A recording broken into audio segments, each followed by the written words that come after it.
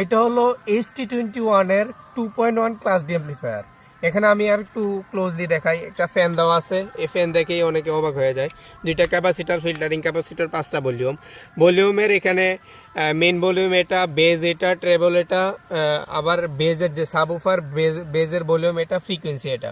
USB system আছে, ox কেবল দিয়ে চলবে, ব্লুটুথ দিয়ে চলবে।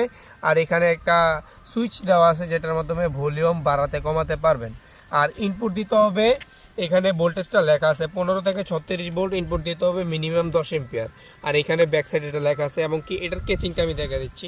এই যে এটার কেচিং কিন্তু সাথে দেওয়া থাকে বক্সের ভিতরে।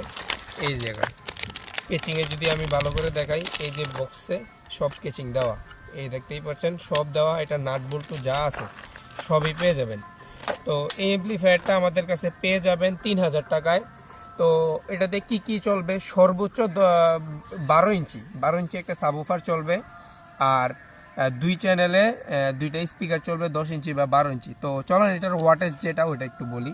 ওয়াটেজ মূলত এখানে সাবউফারে 220 ওয়াট আউটপুট দিবে সাবউফার সেকশনে, আর 160 ওয়াট প্লাস 160 ওয়াট 2 চ্যানেলে দিবে।